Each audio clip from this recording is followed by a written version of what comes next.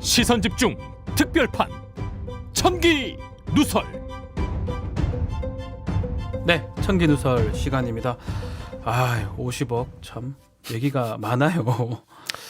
반전이죠, 반전. 그 처음 시작할 때는 뭐 어떻게 될지 몰랐는데 50억 얘기 나오면서부터는 일로 다 빨려 들어간 것 같습니다. 50억. 세금 제하고도 28억이라며. 또 한편으로는 실수령이 50억이라는 얘기도 있고요. 아직 명확하지가 않아요. 회계 자료가 지금 공개가 안 됐기 때문에 실수령이 50억이면 약 80억이에요.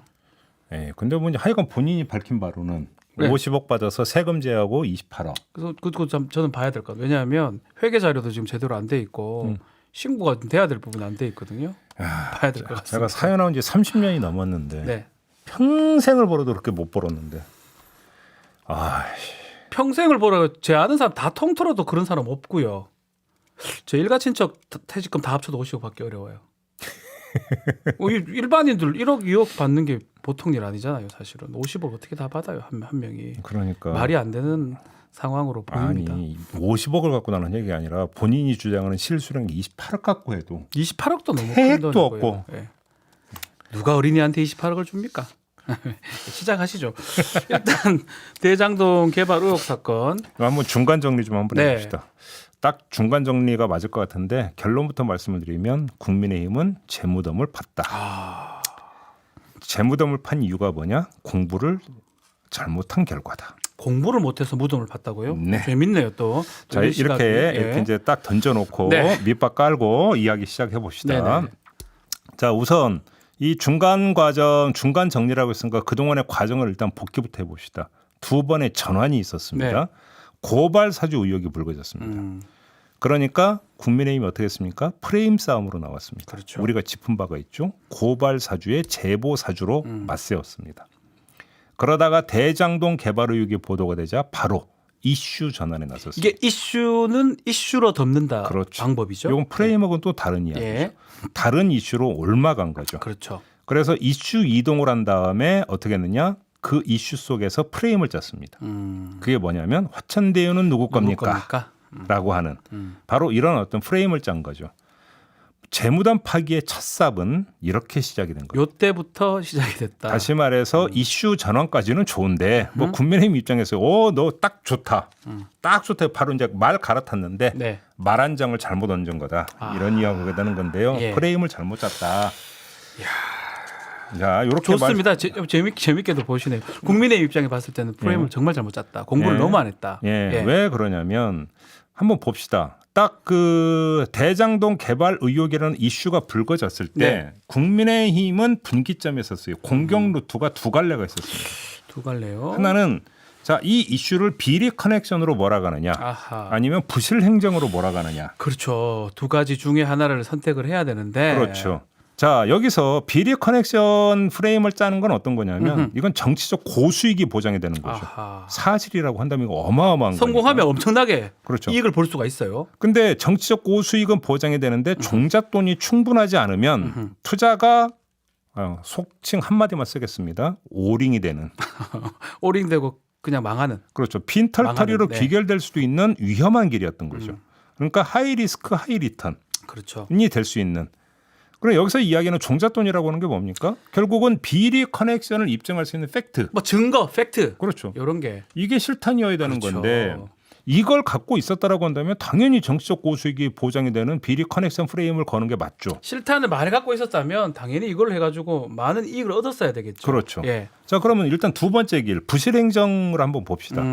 수익성은 정치적 고수익이 보장이 되는 비리 커넥션보다는 수익성은 조금 떨어지죠. 네, 떨어집니다. 하지만 예. 이 자체도 사실은 수익성이 크죠. 왜? LH 사태를 보면 나오잖아요. 그걸로 뭐 선거를 이겼어요. 그러니까요. 어쩌면. 네. 그러니까 부실 행정으로만 어떤 그 프레임을 그러니까 짤 수도 있었는데 이건 뭐냐면 수익성은 비리 커넥션 프레임에 비해서 약간 떨어지더라도 안정성이 담보된 길이었죠. 안전하다. 국민의힘 입장에서는. 그잖아요. 예. 이건 종잣돈도 그렇게 크게 조달할 이유가 없는 거였어요. 그렇죠. 왜? 이 프레임을 짜면서 하는 그 공세의 방법은 폭로가 아니라 해석과 평가만 해도 되는 거예요. 맞아요. 폭로 뭐 팩트 얘기할 필요 없습니다. 이건 뭐 잘못된 거 아니냐? 왜 이렇게 행정했습니까? 그때 왜 이런 식으로 그러면 저기 결정을 했고 네, 왜 내렸습니까? 이렇게 그 집행을 했느냐 이렇게 가면 되는 거잖아요. 그렇죠. 그러면 어떻게 됩니까? 질기게 물고 들어줄 수 있는 거죠.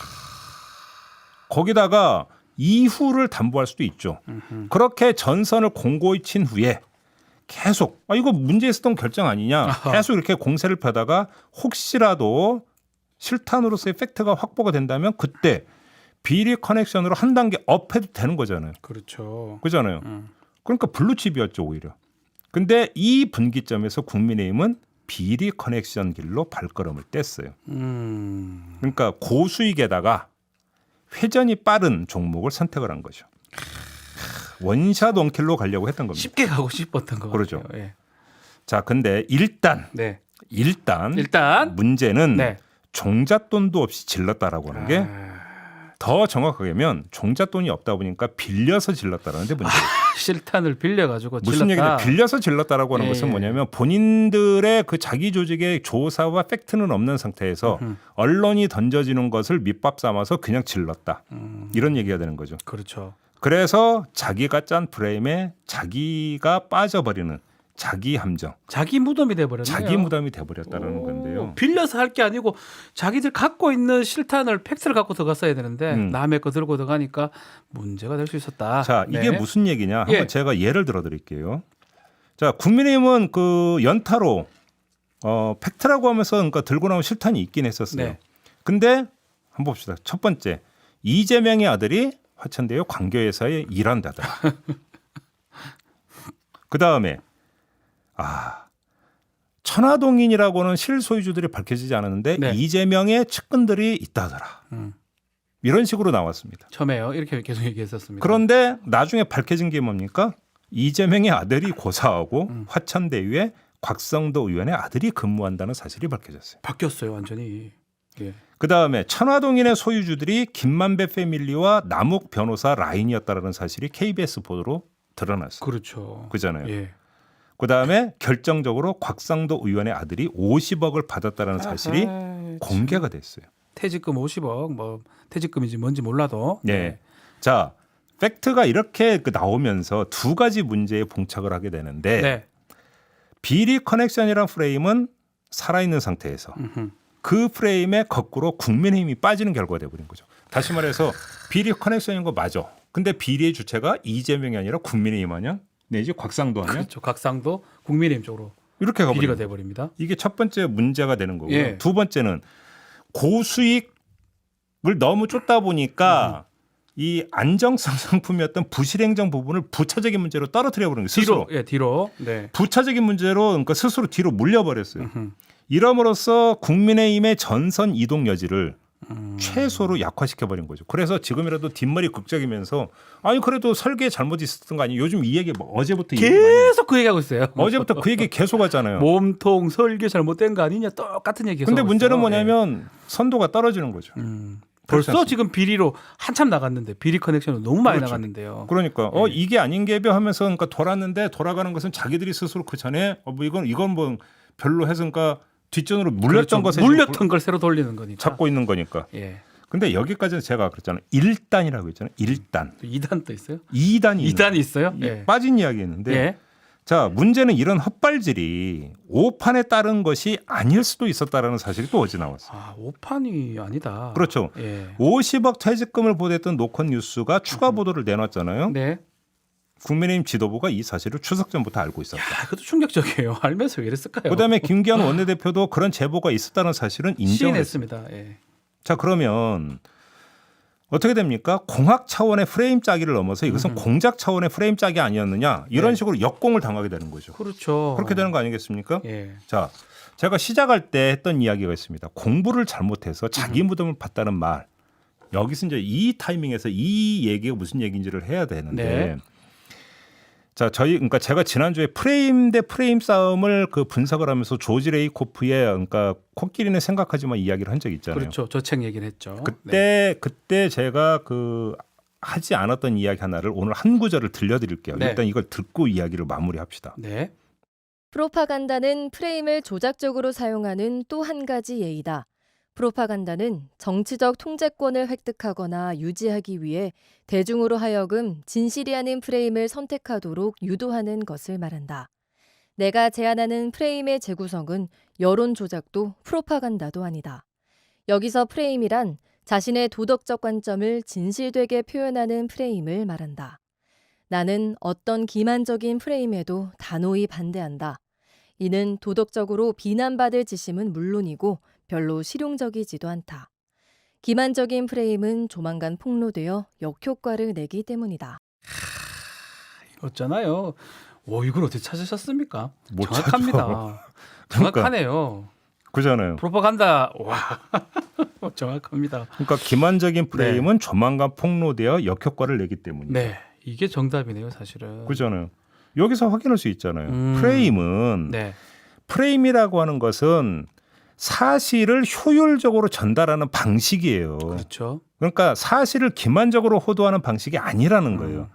그러니까 그렇기 때문에 사실에 기초하지 않은 프레임은 여론 조작이고 프로파간다다. 그렇죠. 그러니까 프레임론을 제기했던 조지 레이코프가 이야기하는 것은 바로 그거예요. 그러니까 사실에 기초해서 사실을 좀 더 효율적으로 전달하기 위해서 짜는 게 프레임이라는 거거든요. 네. 그죠? 제가 아까 공부를 잘못했다는 게 뭐냐면 국민의힘은 아주 기초적이지만 근본적인 이 명제를 몰랐거나 무시했다. 무시했거나 몰랐거나 뭐 둘 다 똑같은 얘기니까요. 그잖아요. 예. 공부를 잘못했다는 게 그 얘기예요. 기만적인 프레임이라고 하는 단어는 딱 그 외웠는데 그 개념이 갖고 있는 맥락을 네. 제대로 이해를 하지 못했거나 아하. 모른 척 해버렸다. 이 말씀을 드리는 거예요. 이게 프로파간다가 돼버렸네요, 결국은. 그러니까 결국 네. 잘못된 프레임이 어떻게 됩니까? 잘못된 프레임이 사각의 틀인데 그게 뭡니까? 함정이 돼버리고 그렇죠. 거기 무덤이 되는 거죠. 자기들이 빠져서 무덤이 되고 그렇죠. 나올 수가 없는 상황이 돼버리는 거네요. 그렇죠. 이야. 이렇게 정리를 하고요. 네. 국민의힘의 이 잘못된 프레임 짜기가 그러면 이제 이후 정치적으로 어떤 결과를 가져올 것인가? 이거 아마 오늘 재밌게 이렇게 분석 주셨는데 앞으로 이제 어떻게 될지 이걸 한번 주셔야 봅시다. 됩니다. 예. 자, 유력 후보인 윤석열 후보에게 미치는 영향부터 한번 볼까요? 그게 중요하니까요. 제가 볼 때는 네. 직접적일 거라고는 솔직히 보기가 힘듭니다.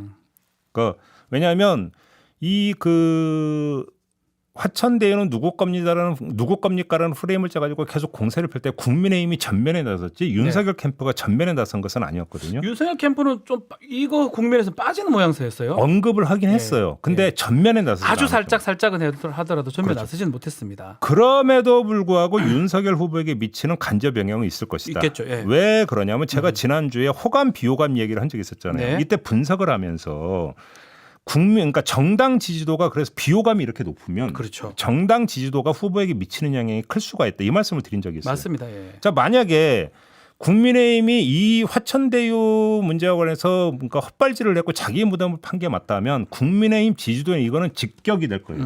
그러면 그것이 어떻게 됩니까? 윤석열 후보의 확장력을 틀지어버리는 게 되는 거 아니겠습니까? 네. 그러니까 미치는 영향은 분명히 있는 거죠. 그잖아요. 그렇죠. 바로 그런 점에서 말씀을 드리는 거고요.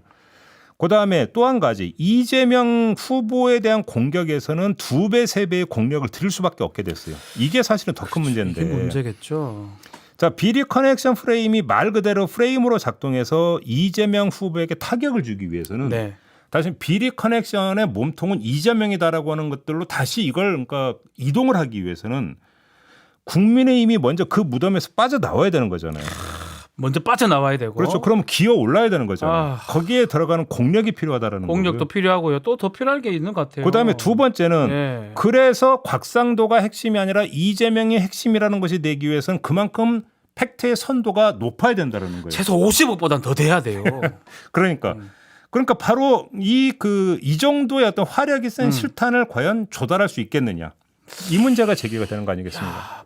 그 안에서 무덤에서 빠져나와야 되고 네. 실탄 50억 이상은 마련해야 된다. 두 가지를 조건을 갖춰야 되겠네요. 물론 뭐 액수가 꼭 50억 이상은 아니라 하더라도. 하여튼 예, 상황이 30대 뭐가 50억. 예. 자, 그래서 이게 아니라 뒤늦게 부실행정. 그래도 설계는 이재명이 한 게 아니냐. 계속 그 얘기를 해봤자. 네. 아까 말씀을 드렸잖아요. 이 문제는 스스로 부차적인 문제로 치워버렸기 때문에 선도는 떨어지는 것이죠. 귀에 잘 안 들어옵니다. 그 얘기는. 예. 그러니까 결국은 뭐냐면 오인까지는 가지는 않았어도 막대한 손해를 봤다. 그렇죠. 이렇게 봐야 되는 거고요. 예. 자, 그럼 반면에 이재명 후보의 입장에서는 어떻게 될까요? 어떻습니까? 뭐 그 어부질이 얻고 손 안 대고 코 푼 부분이 있죠. 왜 50억? 그러냐면 예. 50억을 뛰어넘는 본인 관련 비리가 드러나지 않는 이상 웬만한 잡매는 따끔한 수준으로 민감도가 떨어져 버려요. 그렇죠, 그렇죠. 자, 예를 들어서 지금 이런 게 있죠. 상황상 예. 오늘 조중동이 일제히 보도했습니다. 천화동인 1호의 그 이사로 이한성 씨라는 사람이 선임이 된 사실이 확인됐다. 예. 그래서 이한성이라는 사람이 누구냐? 이재명 지사의 최측근인 이화영 전 의원의 보좌관 출신이다. 네. 이걸 지금 걸었어요. 그러면 한번 비교 여기에 대해서 원래 그런의 얘기는 제가 안 하겠고요. 자, 걸었습니다. 그러면 이게 곽상도 의원 아들 50억과 한번 비교를 해보죠. 선도가 어떤 게 높습니까? 선도 볼 것도 없고요. 50억 없을 때는 그래도 조금 뭔가 먹힐 가능성도 있는데 지금 상황에서는 낙동강에 소금 한 그래 보입니다. 네, 그래요. 뭐 이화영 부지사가 한 것도 아니고 이화영 부지사의 십몇 년 전에 보좌관 이게 무슨 말도 안 되는 얘기인가요? 그러니까요. 네. 바로 이렇기 때문에 무슨 얘기냐면 근데 곽상도 의원 아들의 50억이 없는 상태에서 이 문제를 그러면 얘기는 될 수가 있죠. 그거 한번 그러면 그 상황과 한번 그렇죠. 비교를 해보요. 그때는 얘기가 될 수가 아, 있죠. 이러면 정말 뭔가 이제 있을 뭔가 것 같은데 거기 이렇게 할 수가 있겠죠. 그러니까요. 뭐냐면 곽상도 의원 아들 50억이 나와버리면서 웬만한 거는 쳐다보지도 않게 되어버리는 그렇죠. 이런 효과를 국민의힘 스스로가 만들어버렸다는 만들어 주신 거예요. 거죠. 만들어 준 거죠. 그러니까 어부질인 거죠. 이재명 후보 그건 입장에서는. 확실히 어부질이네요. 진실 여하는 뭐든 이거나 상관없이. 네. 그잖아요. 네. 자, 그리고 또 이런 되치고 공격이 별로 없고 실탄도 없고 해봤자 별로 화력도 떨어지고 이렇게 해서 결국은 최종적으로는 이재명으로는 별로 상관없다. 만약에 이렇게 나와버린다면 어떻게 되는 겁니까? 이재명 후보 입장에서는 거봐. 내가 뭐가 문제였는데 이렇게 나와버릴 거 아닙니까? 오히려 더 올라갈 것 같은데. 근데 그 사이에 제가 지난주에 그 윤건영 의원하고 인터뷰할 때 윤건영 의원이 어떻게 분석을 했냐면 이건 오히려 이재명 후보에게 득이 될 수도 있다. 네. 아니 뭐가 득이 돼요? 그랬더니 주목 효과를 올리지 않았느냐. 그러니까 대선을 이재명 대 반 구도로 짜버리는 결과를 빚었다 해서 그때까지만 해도 에이 같은 식구니까 저런 얘기하는 거네. 그치? 지금 그래 돼버렸어요. 팔이 안으로 굽네. 이제 그러고 그냥 넘어갔는데 만약에 이런 상황이 되어버리면 그 말이 맞을 수도 있는 거예요. 이재명 대 반 이재명. 그러니까요. 이야. 그렇지 않습니까? 예. 그러니까 국민의힘이 알아서 이재명 주목도를 최대로 끌어올려줬기 때문에 즐기면 되는 거죠. 이재명 후보 입장에서는. 네. 더불어 비리 커넥션에 맞대응하는 차원에서 이재명 후보 쪽에서 꺼냈던 게 뭡니까? 국힘 게이트였잖아요. 네. 국힘 게이트 프레임이 50억 원으로 탄력을 받게 되는 상황이 지금 연출이 되어버렸어요. 그래서 이 공세를 지속해가면 어떻게 됩니까? 이제 경선이 조만간 끝나지 않겠습니까? 네. 그래서 만에 하나 경선 결과 이재명 후보가 민주당 후보가 된다면 바로 여권 지지층 결집의 매개로 이걸 활용할 수도 있어요. 네. 그러니까 이재명 후보는 자신의 방어적 차원에서 국힘 게이트를 계속해서 국힘과 대치전선을 긋는 것으로 이렇게 가버리면 여권 지지층 결집의 매개가 될 수 있는 거 아니겠습니까? 네. 이런 점에서 2중 3중으로는 이재명 후보 본인이 원하지 않았던 결과를 얻게 된다. 이게 뭐냐면 그게 어부질이라는 거예요. 어부질이. 그게 어부의 어부질. 이익. 어부의 이익이겠죠. 그러니까 결국은 헛발질 한 방이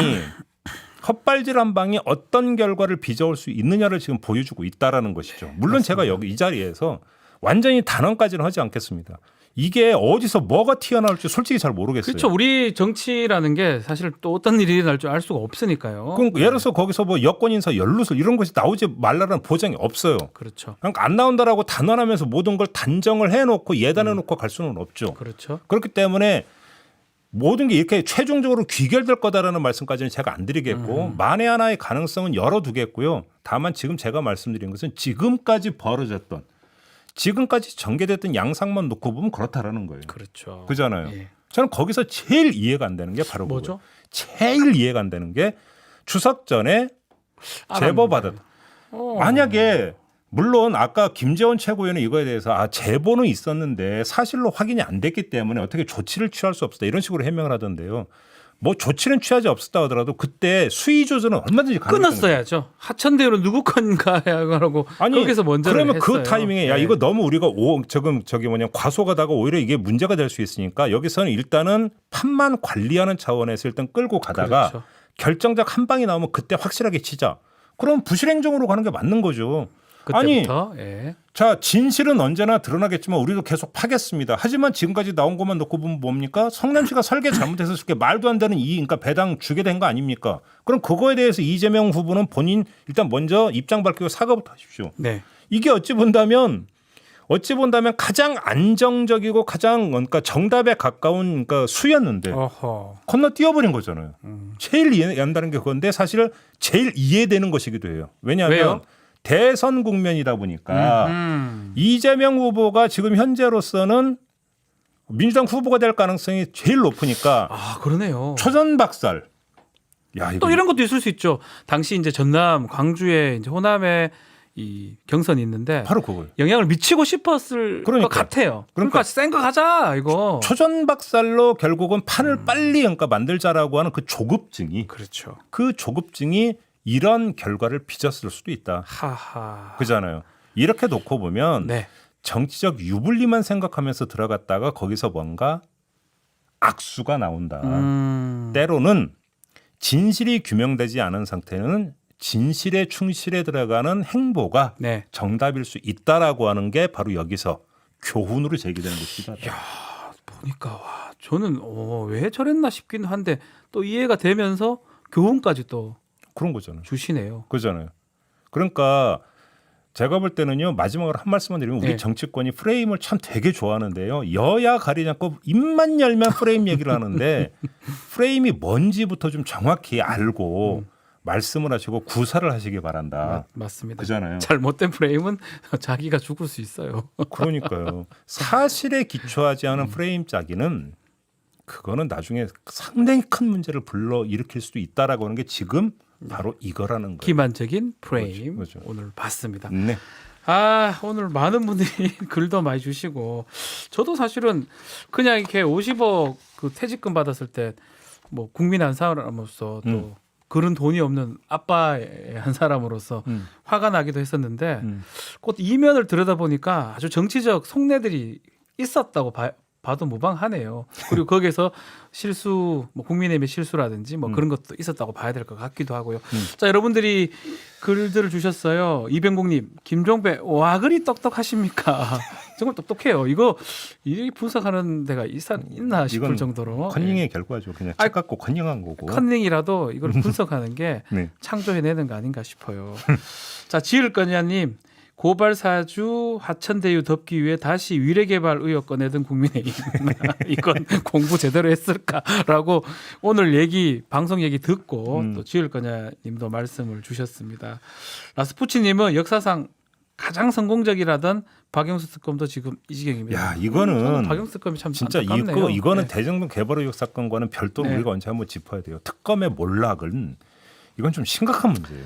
박영수 특검이 지금 안 낀 데가 없어요. 최근에 이게 좋지 않은 곳을 수산업자 바뀌고 그 있어요. 사건에서도 이게 뭡니까 뭡니까, 도대체가 그게. 이게? 예? 아유, 저는 뭐 개인적으로 친분이 좀 있긴 한데 네. 이 정도로 이렇게 자꾸 나와보면 그 특검이라는 사람이 뒤에 가서 이른다 이렇게밖에 안 보이는 거거든요. 그러니까요. 과연 박근혜 그 특검이 제대로 된 특검이냐 국정농단 그런 얘기까지 나올 수 있을 것 같다는 생각도 듭니다. 무수님은 아빠의 힘당, 국민의힘을 아빠의 힘당이라고 표현하신 것 같아요. 어제 뭐 이제 패러디가 본물을 이뤘다며요. 오징어 게임이 아니라 50억, 50억 게임. 야, 게임이요? 그거 보니까 딱 하나만 하나 바꿨는데 올리면 돼요. 뭐 그냥 그렇게 되대. 네. 야, 진짜. 하필 50억도 이게 또 라임이 딱딱 맞았다는 것 같기도 하고요. 그러니까 어제 이제 그 제 아들이 20대인데 이제 네. 밥 먹으면서 얘기하는 게 자기 친구들이 뭐 지금 이 얘기 되게 많이 한대요. 열 엄청 받아 있다거든요. 저희 아들은 10대입니다. 네. 10대지만 저랑 생각이 좀 다른 10대인데 상당히 화가 나 있어요. 10대 주제에 50억.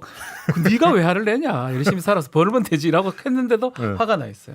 그러니까 야. 젊은이들은 이건 받아들이기 어려운 거예요. 열심히 해서 그걸 어떻게 벌어? 그걸 아버지로서 어떻게 벌어? 평생 못 벌어요. 어떻게 벌어요? 어떻게 나쁜 짓 벌어? 하지 않고선 벌 수가 없는 일입니다. 그러니까. 참 말이 안 됩니다.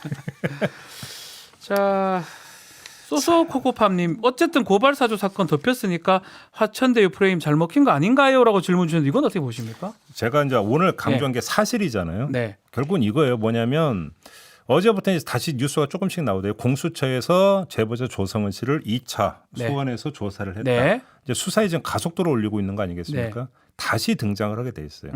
수사 그러니까 진척 상황에 대해서 제가 볼 때는 그 조금만 기다리면 네. 다시 이제 사실이 이때는 이제 사실이 공개가 되는 거겠죠. 프레임 뭐 이런 뭐 공격 이슈가 아니고 예.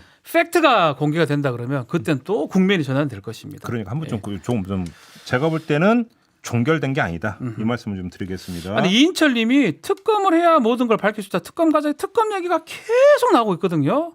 그러니까 예를 들어서 얼핏 네. 보면 예를 들어서 여기에는 또 수많은 법조인들이 등장을 하잖아요. 네네네. 수많은 법조인들이 등장하는 상태에서 검찰과 경찰이 제대로 수사할 수 있겠느냐. 네, 그것 때문에 특검 얘기를 하는 걸 같기도 이런 해요. 이야기 뭐 특검 주장하는 그 논리 중에 하나가 이거던데요. 뭐 저는 뭐 그런 그러니까 평면적 논리만 보면 그럴 수 있는데 특검의 수사력도 결국 환경에 의해서 규정되는 부분이 있잖아요. 네. 대선 국면에서 특검이 제대로 할 수가 있겠느냐라는 거예요. 그다음에 그렇죠. 대선 국면에서 특정 후보에게 어떤 식으로든지 영향을 미치는 수사를 진행하는 게 또 온당한 것이냐의 문제도 있어요. 예전 BBK 때도 그렇고요. 그러니까 저는 그래서 그 말씀을 드리는데 저는 그 본방에서도 그런 말씀을 드렸는데 지금 뭐 수사가 엄청나게 여러 갈래잖아요. 네. 윤석열 후보 관련해서도 본인 수사, 가족 수사 되게 많잖아요. 다 하고 있고. 저는 그러니까 가장 그 깔끔한 시나리오는 그러니까 그 민주당 후보는 이제 10월 초에 결정이 되게 돼 있고 네. 국민의힘 후보가 이제 11월 9일인가 결정이 되게 돼 있지 않습니까? 네. 그 전에는 수사가 일단락되는 게 맞다. 그래야 대선이 저는 되죠. 개인적으로 저도 그게 그렇게 맞다고 생각합니다. 생각하거든요. 그잖아요. 네. 뭐 그렇다고 지금 또 진행되고 있는 수사가 대선이라는 논리로 모든 게 올수되는 것도 말이 안 돼요. 그렇죠. 그것도 말이 안 되는 것이기 때문에 그 전에 일단락돼야 된다고 보는데 그러면 이걸 그러니까 저는 그게 옳다고 생각하는 제 입장에서는 네. 특검 얘기는 말이 안 되는 거예요. 왜 그러냐면 특검은 아무리 빨라야 11월 말 12월 초나 돼야 가동이 시작. 구성이 됩니다. 그때 돼야지. 예. 그럼 어떻게 되는 거예요? 선거하고 있는데 그거 하지 말이에요. 그럼 어떻게 되는데요? 대선 끝날 때까지 답이 안 나오죠. 그러니까요. 그럼 대선 때 그러면 이게 답을 아니 냅니까? 설령 그러니까 선거 해서 때 그죠? 대선 직전에 결과 나오면 그때는 어떻게 어떡할 건데요? 그죠? 거기다가 저는 법조인으로서 봤을 때 뭔가 하나라도 다 점선도 안 되는 거거든요. 뭐가 네. 있어야지 특검법의 수사 대상이라든지 확정할 수가 있어요. 아직 확정할 거리도 사실 없어 보여요. 네. 말한 것처럼 부실 이걸 갖고 조사할 수는 없는 거거든요. 예컨대 곽상도 같은 경우는 지금 특검이 가능한 상황이고 곽상도는 또 특검할 필요가 없어요. 뭐 봐주고 자식할 게 없기 때문에 네. 그 정도는 돼야지만이 특검 거리가 되는데 특검을 할 수 있는 사안인가도 좀 의심스럽고 그냥 할 말 없으면 특검 얘기를 하는 것 같아서 좀 이렇게 정치적으로 좀 사용하는 용어로 자꾸 보여서 좀 어색하기도 합니다, 사실은. 그러니까요. 제가 네. 볼 때는 이 그 꺼내는 정말로 우리나라의 어떤 여러 가지 어떤 그 비리, 네. 그 커넥션이 다 얽혀 있다라는 생각도 들긴 해요. 아니 뭐 그럴 수도 있겠죠. 저는 그런 네. 점에서 한번 탈탈 털어봤으면 좋겠다라는 생각도 솔직히 있어요. 그럴 그것이 수 어떤 있습니다. 예. 특정 정당, 특정 후보는 그냥 무시하고 탈탈 털어버리는 게 어떨까라는 생각도 솔직히 있어요. 그리고 시민들 중에서 상당수는 또 그런 생각으로 접근하시는 분들도 있을 거라고 그렇죠. 생각해요. 이 모든 이익을 그 사람들이 가져갔다는 건 엄청 답답한 노릇이죠, 사실. 아니 우리 사회가 고질적인 병폐잖아요. 예. 끊어야 되죠. 그런 점에서는 저는 그런 면에서는 동의하는데, 근데 이게 그 세상 사는 게 그렇게 이제 그러니까 평면적으로만 접근되는 부분이 아니기 때문에. 네. 그렇기 때문에 복잡하다라는 거죠. 어찌 본다면 대한민국 정치에서 가장 큰 이벤트가 대선이기 때문에 네. 대선과의 상관성 문제가 있어서 그게 참 골치 아픈 거다. 이 말씀만 좀 드리는 겁니다. 알겠습니다. 그리고 이 대선 연관성이라는 게 여야를 두고 하는 얘기가 아니라 다 전체를 보고 전체가 얽혀 있다. 이 말씀을 드리는 겁니다. 베를린님이 제일 좋은 이슈 덮기는 국힘은 날마다 대선 토론하는 거일 수도. 그것도 맞는 것 같아요. 이 토론할 때마다 막 이슈들이 나오긴. 토론만 하면 뭐 그러니까 저는 뭐 이런 얘기가 좀 그렇지만 육군 장교 출신으로서 봤을 때는 작게 오고 좀 안타깝습니다. 뭐 501호 그것도 질문하는 홍준표보다 뭐 제가 알기로 방위인가 그럴 거예요. 제가 알기로는 육방인 걸로 알고 있는데. 아니 왜 방? 무시하는 건 아닙니다. 절대 방이 비하하는 거 아니에요. 그래서 저는 육군 소령이고 작계 같은 것들을 뭐 공부하고 했던 사람 봤을 때는 네. 그냥 우스워요. 다 얘기 자체가 이런 얘기해도 좀 그런가요? 죄송하네요. 죄송합니다. 6개월 방위 화이팅. 야, 근데 난 군생활 열심히 하셨습니다. 난 정말 그건 진짜 아니. 네. 제가 집이 없어서 청약통장을 가입 안 했다는 게 이게